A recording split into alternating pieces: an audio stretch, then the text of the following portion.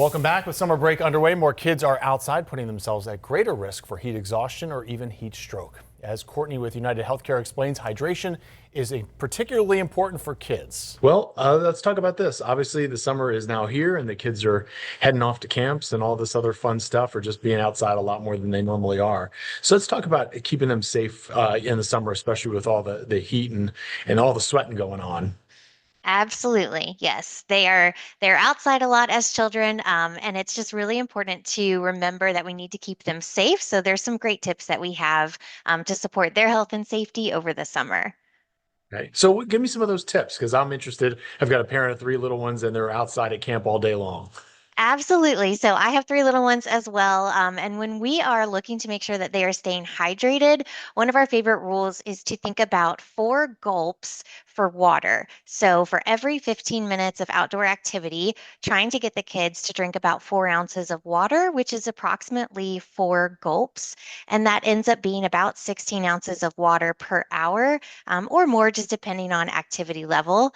And also just skipping the soda and sports drinks. So trying to avoid the soda and sugary name brand drinks, which were more so developed for an adult's body in mind. But there's some great options that you can consider to kind of change that up and give them some different options.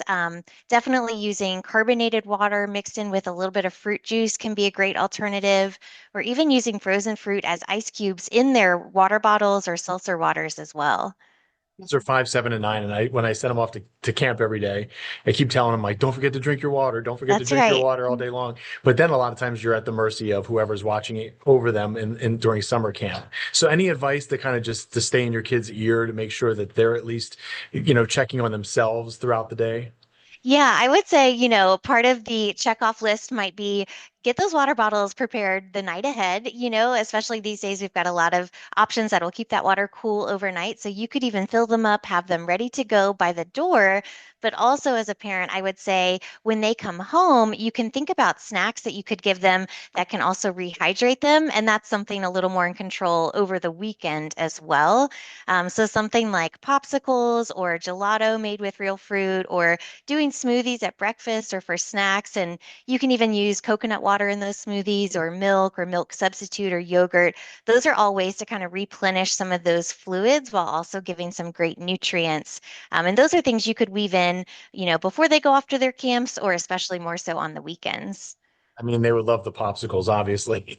Yes, absolutely. And you can really make that fun. You can get some great molds out there and make some fun shapes for them, let them be a part of it. Yeah. So when I pick them up at the end of the day, usually they got, they're red faced and they've been sweating all day long. Are there signs I can look out for to make sure that they didn't get dehydrated during the day once they come home to me? Right. Definitely, our children are smaller human beings, so their surface area and their sweat glands aren't fully developed, and their surface area of a child is going to be smaller than that as an adult. So their bodies have it a little bit harder when it comes to cooling down. So as parents, we need to be reminded to actually not wait until our children tell us they're thirsty. So keep on top of that. But some specific signs of dehydration for a child would be like a dry or a sticky mouth. For infants, we always hear when they're very young, if they're crying but you don't see tears, that would be a sign of concern for dehydration. If their eyes start to look a little sunken in, if they're not using the bathroom and urinating less frequently, that's a sign. And also just having dry or cool skin.